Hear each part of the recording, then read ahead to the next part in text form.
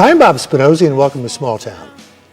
Hard to believe, but it's been over 3 years since Littleton celebrated the town's 300th anniversary in the event-filled tercentennial during the summer of 2014.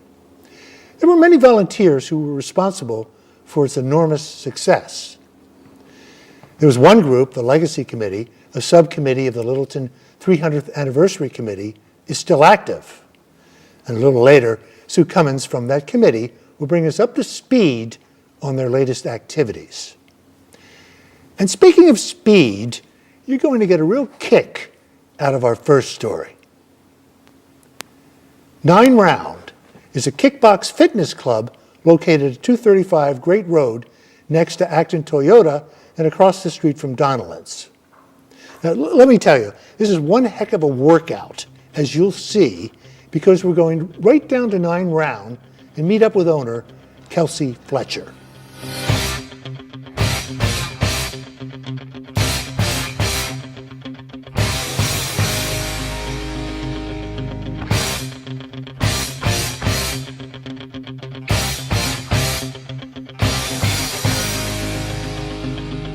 So Kelsey, thanks for being with me today. Absolutely. Thanks for coming down. How did 9 Round get started? What brought you to this business? So 9 Round was actually founded in 2008, so the franchise has been around for a while. It's just starting to make its way up New England, up to Massachusetts.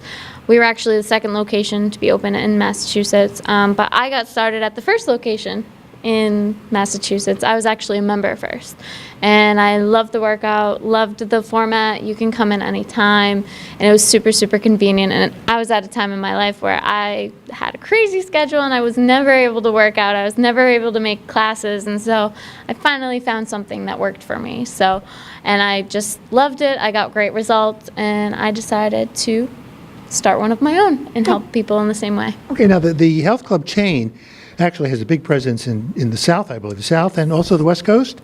And Correct. As you just said, you're starting to make some inroads here in New England. Correct, yeah. So since I've opened here, we have, I think, 3 or 4 more in Massachusetts and a bunch more in New Hampshire. So it's starting to actually, be a little bit more common around here. Okay. Now, if I were joining, I wouldn't know what the heck I'd be doing. So I assume you have all people of all skill levels coming in here. Absolutely. And you have some kind of instruction going on. So walk us through that. Yes, absolutely. So we pride ourselves on being fitness for everybody. All right, so you can be 70, you can be 10. We have everybody of every fitness level in between. So the best part about having a trainer here is we demonstrate absolutely everything. We make sure that you got the basics down, and we teach you the proper way to punch, proper way to kick, and everything like that. And there's never any pressure. You're never, you're always in your own little bubble. Nobody's watching you, except for your trainer. So it's it's a much more comfortable atmosphere than a lot of the other gyms that I've actually gone to. So that's what makes it so good for people of any fitness level. Somebody starting out doesn't want to be next to this 19-year-old that's, in the best shape of her life. Nobody in their 50s, 60s wants to be next to that person. So that's the best part about this is you're kind of like, it's comfortable, you're in your own little space. Okay, and from what my understanding is, when we were talking earlier, you kind of walk in, and you are open, is it 7 days a week? 6 days a week. 6 days a week. So give us the hours and the days that you're open. So we're open Monday, Wednesday, Friday. We open at 9 o'clock in the morning. We close for break 12:30 to 3, and then we're open till 8. Tuesday, Thursdays are our early days. We open at 6 a.m. Same thing, close 12:30 to 3, and then we're open 3 to 8. Okay. Now, you probably want to go through a circuit here to see exactly what we're going to be doing. So you're going to walk us through. You're going to run us through. I'm going to run it. Yeah, sure thing. So basically what I just did, I just wrapped my hands. That's step 1 when you come in to 9 Rounds. Wrapping the hands protects the wrists, and it also fills space in your gloves so your gloves fit nice and comfortably. So they are required Takes 2 seconds to wrap them up, and then you're good to go. All right, so typically we start on round 1. Because we have no class times, people can come in at any point. So sometimes you might start on 7, sometimes you might start on 2, but typically everybody does start on 1. So basically round 1 is always some sort of jump rope, cardio, etc., etc. And again, we can always modify. That's the best part about having a trainer with you. If you can't do jump rope, no problem, we modify. So we have everything to fit what works for you, all right? All right, so you finished round 1. You spend 3 minutes on every round. Now it's time to come to round 2. So round 2 is always some sort of general exercise. We have kettlebells, we have dumbbells, we have weighted bars. We always use body weight exercises as well, whether it's sit-ups, push-ups, burpees, we've got it all. And again, we can modify if anything is bothering you, we change it up, but there's always something for somebody to do on this round as well. All right, so we finished round 2, we're on to round 3. This round is when we get our gloves on, all right? So when you sign up, everybody gets their own pairs of gloves and wraps, so they're yours to keep. You bring them back and forth with you. So typically on this round, we have different combinations. Again, the workout changes every single day, so you're always gonna do different combinations, all right? And we always mix in some body weight exercises as well on this round. It's always completely different, so you're never gonna do the same thing twice in even a year. So it's always continuously changing. We always have something fresh and new for you. All right, so round 4, we have a heavy bag here, all right? So this is the bag you're gonna punch the hardest and kick the hardest. Again, same thing with round 3. It's always different combinations, changes every single day. For instance, today we have 10 high punches, 10 low punches, and then 2 roundhouse kicks. So you finished all your punches and your roundhouse kicks on round 4, so now we're down to round 5. This is called the wrecking ball, all right? So there's different moves you can do on this one. We have uppercuts, we have hooks, we have shin kicks, we have roundhouse kicks again. You can do it all. We even have hammers. That's a common favorite. Everybody likes that one. Takes out so much frustrations, right? And we also have knees on this round. Again, changes every single day. For instance, today is 20 fast uppercuts and 2 elbows. So I'll demonstrate that. We got 20, and then we got 2. All right. And you're just gonna keep doing that for the entire 3 minutes until we move on to round 6. So, you've finished everything on round 5, you've now moved to round 6. So basically during round 6, it's a heavy bag again. Same thing as round 4, but it's gonna be a different combination. Also, what we do, we have a freestyle round usually on one of the rounds every time you come in. Everybody has their certain favorite moves on certain bags, and this is your time to do those things. So, today on round 6 is freestyle. My favorite move is the roundhouse kick. So I would spend this time doing different combinations and just throwing the roundhouse kicks in the whole time. So that's my move for freestyle, and you can choose yours too.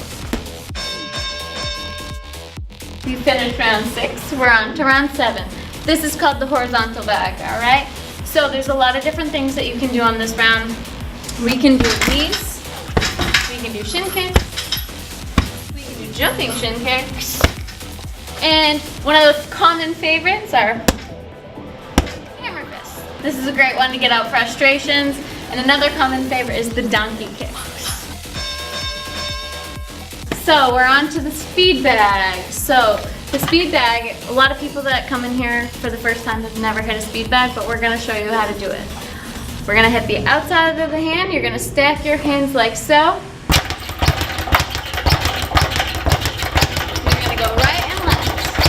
It's all about getting the rhythm. First time, nobody's good at it, but you'll get better and better at it every single time you come in. So on round 8, typically we have a mixture of speed bag work and we mix in footwork. So whether we're doing crisscross, high knees, or toe taps on the bag, we got everything. We're gonna mix everything. We're gonna throw curveballs at you all the time. All right, so we finished your speed bag on round 8. Now we're on to abs. We always have abs on round 9. Today we have planks and sit-ups, all right? But it's always gonna be a mixture of a bunch of different workouts, whether it's plank jacks, whether it's sit-ups, crunches, bridge jacks, everything you can imagine we're gonna throw at you on this round. So today we have plank and hold for 20 seconds, and then you're coming over for sit-ups. And you're gonna repeat that for the rest of the round, and then you're done.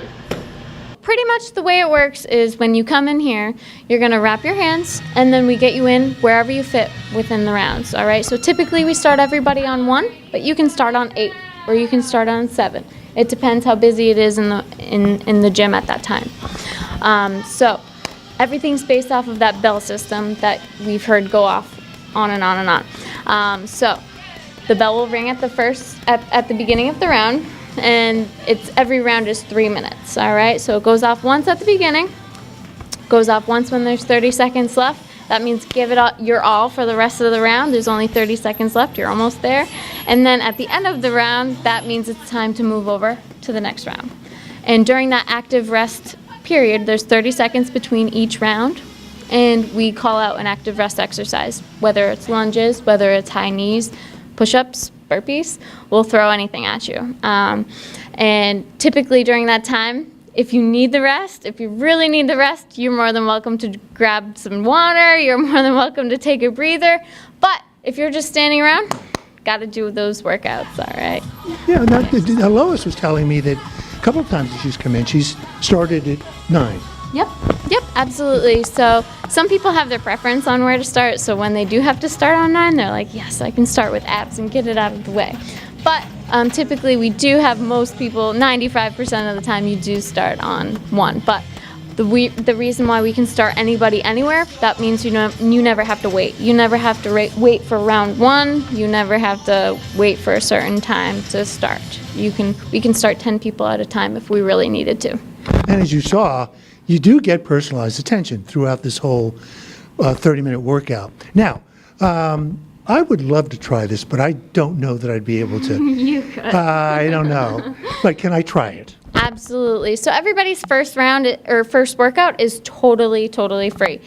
So you come in, we have you sign a waiver, and then we take you through the introduction workout. And so that gets all the basics down. We teach you how to kick properly, how to punch properly, and then we start mixing some different exercises in. So your first time you come in, it is going to be a little bit more simple than our normal workouts, but it gives you a chance to kind of get used to the bell system, get used to how everything works first. Okay, now I think if I heard you correctly, you said you had some kind of a special coming up? Yes. We always have different specials we run for new members, whether it's returning members. We're always sending out emails, so be sure to sign up for our email address or email list. Sorry. So be sure to sign up for our email list, and we are always sending out different specials that you can join with. Very impressive. We're all impressed, right? And we are next to Acton Toyota, Verizon, directly across the street from Donnellan's. And heck of a workout, wasn't it? And we sure did end on a high note. When I was there, you could just sense that everyone was on a runner's high and that they really did enjoy their workout. And as Kelsey said, the workouts change daily, so you have something different to look forward to with each visit. When you're coming into Littleton from Acton on Great Road, you've all noticed that massive stone on the left side of the road at Mannion Place welcoming you to Littleton. Well, that 17,000-pound landmark is one of several lasting impressions given to us by the Legacy Committee. And to talk more about that, it's my pleasure to have with me Legacy Chairman Sue Cummings. Sue, thank you so much for being with me. Thanks for having me here, Bob. And we're going to talk about some of the things you've been doing this year. We're going to talk about a clock and that rock that I talked about. But tell us who the committee members are. We had 7 members on the committee. Myself, Linda Giannetta, Kim Ahern, Carolyn Mueller, who's part of the Historical Society, and Paul Avella and Paul Glavey. So some of these people I had worked with before, but some of them I was working with for the first time. It was really a great experience. Now, as I mentioned, you're a subcommittee of you were, during the 300 celebration, Yep. subcommittee of the regular committee. Right. Did you meet often amongst yourselves, just the legacy committee? We met for 2 solid years before we started implementing any of our projects. And we were told, think big, come up with all kinds of ideas, and we'll see if we can fund them. And some of the things got done actually during the year of the 300th anniversary, and some things are still taking place right now. So it's a lot of changes around town. Okay, now you mentioned the word funding. You've done so many incredible improvements that are going to be there for forever. The funding is provided by... There was a group, a subcommittee called the Friends of the Littleton 300. I believe Cindy Napoli was the Yes, chairperson. she was, yeah. Okay. They did a lot of fundraising during that time. There was some events that took place during the anniversary that cost money, and there was some events that raised money. So, and we had the banners around town that people paid for, companies paid for, individuals paid for. That money went into a fund. So during the actual 300th, we were able to pull off a couple of the projects right then and there, the boulder that you talked about and the seating area on the common. And now, this year, the 2017, we're finishing up with the remaining funds that we were given. And we're going to talk about that in a Yeah. moment or so, some of the things that you've been doing this year. Let's get back to that rock. There's an interesting story behind that. Yes. I mentioned that it's 17,000 pounds, and you were telling me a little earlier that it could have been a lot larger, but it had to be reduced in size. A group of us went over to Aggregate Industries in Littleton. It's hard to believe there's a quarry here because you drive by it and until you go in there, you just can't imagine. So a group of us went to pick it out, including the engraver we had hired from Westford, and he was going to help us decide what would be easy to engrave in. So we did find a rock. We all had to put our hard hats on. We got a full tour of the whole place. It was really something. And we found the boulder. And of course, when you see it in the middle of nowhere, you don't realize quite how big it is. So it turns out it was too thick. They had to hire somebody to split it in half. The thickness was too big. So what you see is actually just half of what the boulder originally was. And it was quite a production note. So Aggregate Industries donated that, and they also delivered it for free to Mannion on a flatbed truck. So then at that end, we had to make our own arrangements to get the boulder off the truck and into place, and that took a couple of days. Right, and as everyone can see, it's not just Yeah. a boulder. You've landscaped it beautifully. Yes, yes. So that's quite impressive, as is the clock on the common. Let's talk about the clock a little bit. That was found at the Brimfield Flea Market Okay. originally. Okay. Was that found by Dave Erickson? I believe Dave Erickson found that. He restored it. The Rotary paid for it. And But they you were donated involved in it. Oh, yes, yes. And Littleton Electric came down and wired it and everything. He restored it. I believe it was at a Friendly's ice cream at one time. It was. Okay. It was in the inside of a Friendly's. Oh, inside, These okay. These are typical street clocks that you might have seen back in the 1940s or the 50s. It might have been in front of a bank. But Right. this particular one apparently was indoors at the Oh, Friendly's. interesting. Okay. But it's been restored, and Yeah. you have benches around it now. You've provided all the benches. You provided the cobblestone. Legacy paid for, well, we have 10 benches, brand new benches on the common that will last a long time. 8 of them were through the Legacy. 2 of them were from the Garden Club, actually, that are around the clock. And we have plaques on them. We donated them, the Garden Club. I'm also in the Garden Club. So then we have 2 trash receptacles on the other side of the common. So some are right in front of the veterinarian's office. There's 2 benches there. And then there's 6 on the, or there's four on the larger Maybe- side of the common, and then there's 4 around the clock. And we're trying to tie everything in to make everything look alike Yeah. on the common.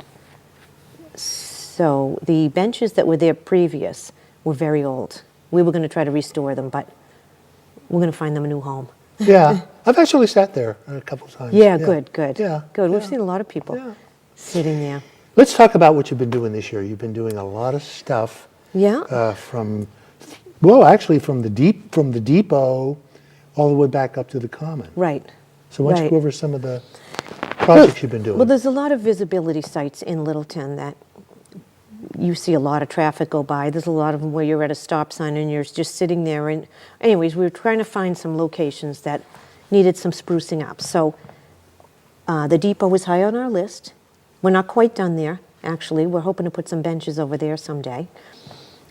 We got a nice landscaping out by the edge of the street. We've put things in the planters on the shanty. And there's rows of bushes that will grow over time and create a little private area between there. So we got from the shanty back to the railroad station, we had access to landscaping. And we got a lot of compliments while we were planting there. People yelled out the window, "Thanks for beautifying." And Now, did you mention to me that Dave was going to help with the watering? Dave Erickson was a huge help because we did plant in the summer where we had to water almost every single day. And the hose was attached right to his building there, and he would come out and would take turns. And if he was going to be out of town, he'd send me a text and let me know, and I would go over and water. And it was great because at the beginning you don't want to lose any plants, and you're working backwards. So Right. yeah, he was a huge help, and he's very enthused about this whole thing. So Now, working up from there, we're going to come to 300 King Street. 300 King Street, which is kind of a nice coincidence. It was the 300th anniversary and it's 300 King Street, so we thought that was a good location. In Park and Rec, we worked with them at that location to 300 make King Street sure- is the brand new playground Yes, correct. that we have. So Correct. And there's a lot going on there with the bike paths for the kids and the different playgrounds and the basketball courts. There's a lot of activity there, so people are constantly driving in and out. And that was the site of the old Tory house that has moved down the street a little bit. So there was a plaque there, and the plaque was just sitting by itself. So we built a garden all around the Tory house plaque. And in one day, so in working with Park and Rec, discussing how we were going to lay this out, they asked if we would make sure that there was room for expansion in the back to include the flagpole someday. So for now, the flagpole needs to have some lighting. I believe you cannot have a flag up overnight unless there's a spotlight on it. Did you know that? actually, I didn't. Okay.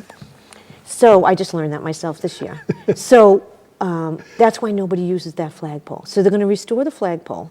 And there's bricks along the bottom. That was a fundraiser at some point because there's names on those bricks. So if anybody is passing by, they go check that out. It's really kind of cool to see all the different names. I'm not sure when they did that originally around the flagpole. But that's all going to get revamped too. Okay. Which will be You're great, going to yeah. continue to work on Yes. that as well. Next, continuing up King Street, the memorial, is that next? The Veterans Memorial is very important to this town. It's very important for a lot of reasons. And it has not been updated in a long time. I believe there's several hundred names that still need to go on monuments of people that were born and raised here in Littleton and served in one form or another in the service. So I think we have to redesign the whole area and make it bigger, so that I think they're going to add several more big monuments there. And we're going to re-landscape and redesign the area. So I think Cindy Napoli has taken charge of that too with John Borowski and others. And it's really important. So we're going to give a big chunk of our money to that cause. For the legacy. veterans. Yes, exactly. So that sounds like it's going to spill over into next year too. It construction of that. absolutely is, yes.